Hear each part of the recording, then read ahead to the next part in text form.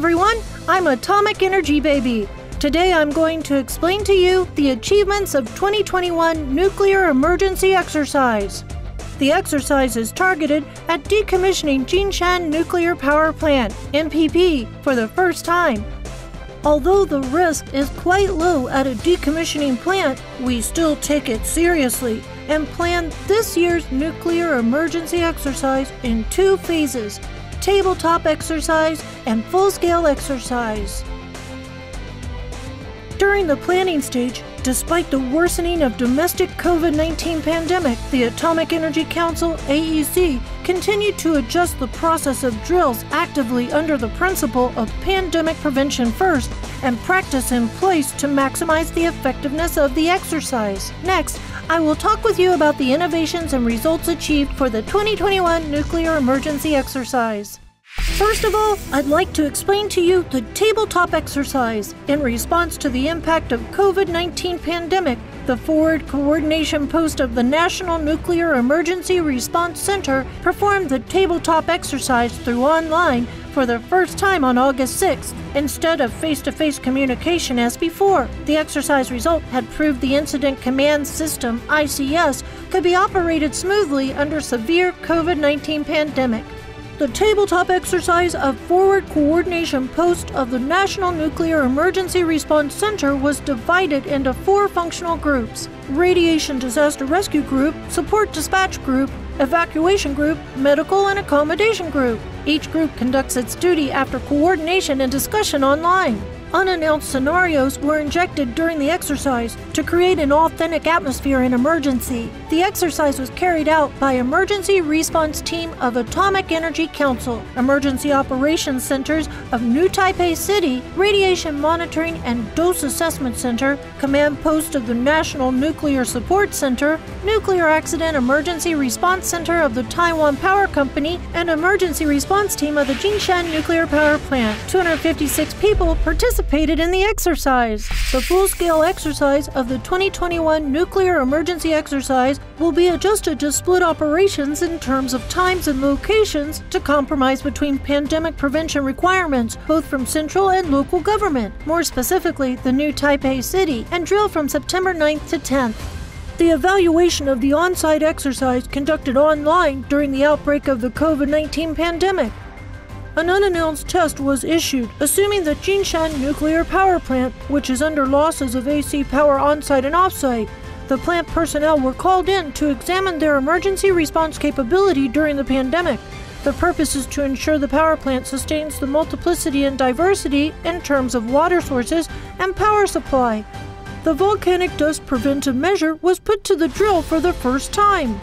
During the rescue process, staff of Jinshan Nuclear Power Plant were injured and contaminated by radiation. After preliminary emergency treatment, the staff were transferred to Tri-Service General Hospital for further medical care. After medical staff completed related nuclear sampling, analysis, and decontamination, the injured person was moved to the isolation ward. In addition, the AEC implemented an unannounced mobilization test on the response team at Jinshan NPP during non-working hours on September 4th. The response personnel were urgently called back to handle the situation. The purpose is to heighten the response staff's awareness and ensure the timeliness of their response. Next, I will explain to you the off-site exercise. In order to effectively understand the real-time environmental radiation condition after nuclear accidents, the Monitoring and Dose Assessment Center established by the AEC perform environmental radiation detection on the land, at the sea, and in the air. Provide timely radiation dose assessment and protection action recommendations, PARs, to the Central Disaster Response Center. In the part of land radiation detection, aside from installing 128 fixed environmental radiation monitoring stations nationwide, the Radiation Monitoring and Dose Assessment Center set up mobile radiation monitoring points around residential areas downwind of the accidental power plant. Simultaneously, the support center performed radiation detection in the range of 8 to 16 kilometers surrounding the plant. For the purpose of keeping the responders stay alert all the times during the exercise, a wind direction change unannounced test was issued. As a result, detection route had to be adjusted accordingly. Follow-up is sea radiation detection. including surface water sampling in the 5 kilometers offshore, which was supported by Coast Guard administration. The last is the air radiation detection, which was performed with the assistance of the National Airborne Service Corps to determine the radiation diffusion area. In addition, the Monitoring and Dose Assessment Center performed sampling and analysis for agriculture, forestry, fishery, and animal husbandry. Unmanned vehicles were introduced this year to help carry out radiation detection for those inaccessible areas.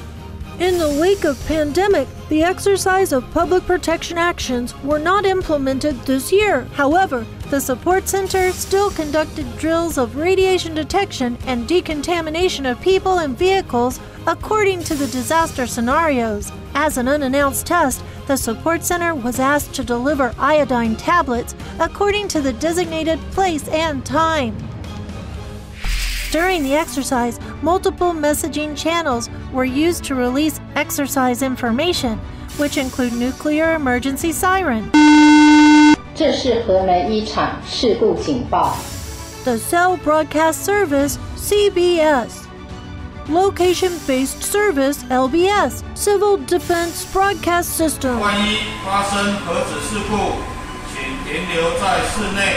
And Police Broadcasting Service, etc. 110年核安第27号演习将在核能一厂新北市的金山区举行。 After receiving the notification of the drill, the schools within the Emergency Planning Zone, EPZ, of Jinshan MPP conducted a radiation protection education program.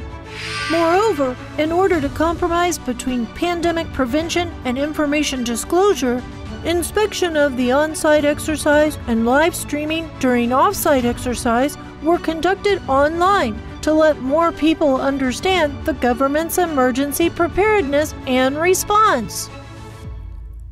Although the COVID-19 pandemic has many challenges to the exercise, it also provides an opportunity to review the emergency response mechanism for complex disaster. Liu Wenchong, the AEC's Deputy Minister, appreciates all the participants in the 2021 nuclear emergency exercise and reiterated that there is no best, only better, in preparedness and response when it responds to a nuclear accident. The AEC will continue self-examination and implementation in order to let the people feel the government's well-preparedness and to ensure the safety of the people.